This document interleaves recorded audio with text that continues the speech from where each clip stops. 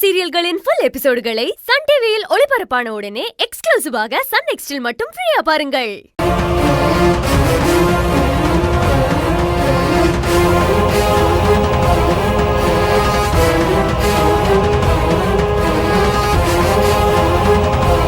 உனக்கு என்ன தைரியம் இருந்தா என் சொல்ல மீறி இந்த வீட்டுக்குள்ள வந்து சமையல் செஞ்சிருப்ப. இது எப்படி இவங்களுக்கு தெரியும்? ஏய், என்ன அமைதியா இருக்க? அமைதியா இருந்துட்டா உண்மை மறைஞ்சிரும்னு நினைக்கிறியா?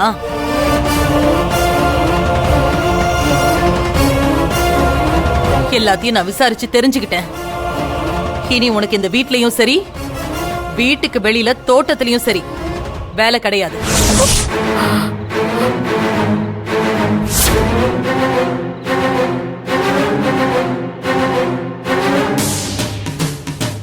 அன்னைக்கே உனக்கும் எங்களுக்கும் செட் ஆகாதுன்னு நான் உன்னை அடிச்சு துரத்திருக்கணும். அதை விட்டுட்டு உனக்கு நான் பாவம் பார்த்தா நீ என் பேச்ச மீறி இந்த வீட்டுக்குள்ள காலடி எடுத்து வைப்பியா? அது வந்துமா.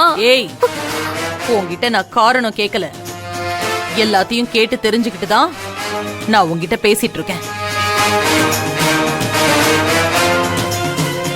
என் பேச்ச மீறின குத்தத்துக்காக என் மூஞ்சிலிய முழிக்காம மரியாதையா இங்க இருந்து போயிடு. இனி உனக்கு இந்த வீட்ல இடம் கிடையாது.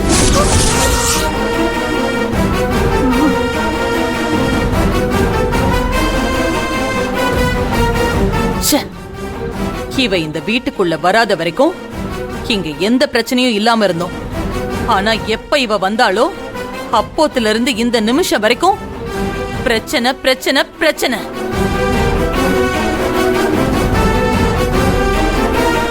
கண்ணம்மா, தயவு தாட்சணை பாக்குறதுக்கு இது ஒண்ணு ஆசிரமம் இல்ல, வீடு. இங்க எல்லாத்துலயும் கரெக்டா இருக்கணும். இதுக்கு முன்னால அவ எங்க வேலை செஞ்சாலோ அங்கேயே போய் அவளை வேலை செய்ய சொல்லுங்க.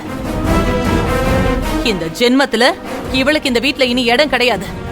போ சொல்லுங்க.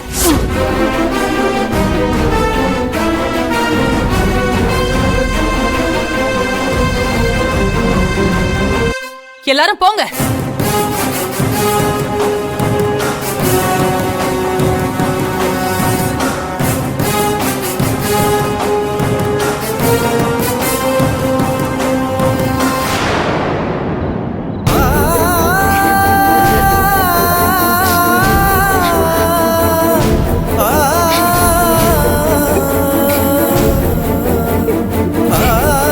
காயத்ரி,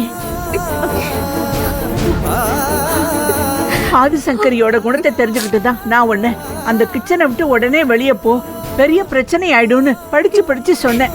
நீ தான் கேட்கல. பாட்டி, ஆபத்துக்கு பாவம் இல்லைன்னுதான் நீ யாருக்கும் தெரியாம வந்து சமைச்சு கொடுத்த. அதுவே உனக்கு பெரிய ஆபத்தா மாறிடுச்சு. இனி என்னால ஒன்னும் செய்ய முடியாது. என்ன மன்னிச்சிரு காயத்ரி. இந்த ராத்திரியில உன்னை வீட்டை விட்டு அனுப்புறத நினைச்சா எனக்கு ரொம்ப கஷ்டமா தான் இருக்கு. ஆனா ஒரு நிமிஷம் கூட நீ இந்த வீட்டுல இருக்க கூடாதுன்னு ஆதிசங்கரி உத்தரவு போட்டா. இந்த உத்தரவை மீறி நான் உன்னை அவளுக்கு தெரியாம பாதுகாத்து காலையில அனுப்பினாலும் அதுவும் பிரச்சனை ஆயிடும். இந்த அன்னபூர்ணியும் ரேஷ்மாவும் இருக்கிற வரைக்கும் இங்க வேலை செய்யற எல்லாருக்குமே பிரச்சனை தான். இது எல்லாமே ரேஷ்மாவும் அன்னபூர்ணியும் செஞ்ச சதி திட்டம் தான்.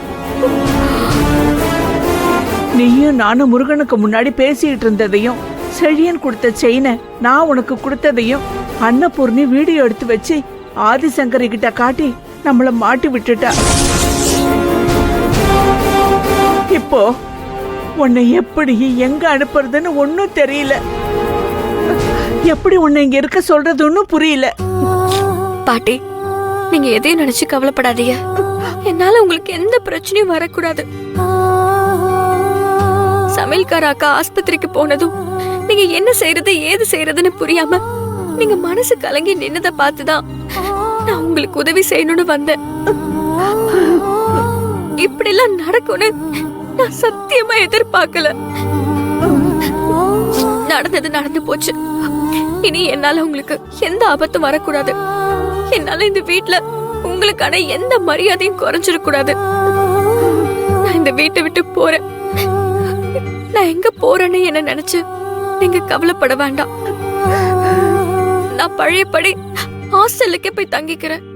அங்கே என் ஃப்ரெண்ட் இருக்கா, அவ என்ன பார்த்துப்பா. நீங்க எந்த கவலையும் படாதீங்க. வேலைக்கு என்ன பண்ணுவேன்னு ஒரு வேலை இல்லைன்னா எல்லாமே முடிஞ்சு போயிடாது.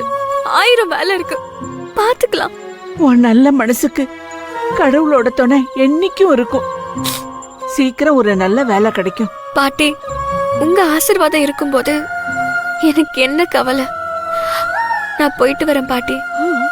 நான் எங்க போனாலும் என்னோட நினைப்பு உங்களை விட்டு போகாது. நான் வரேன்.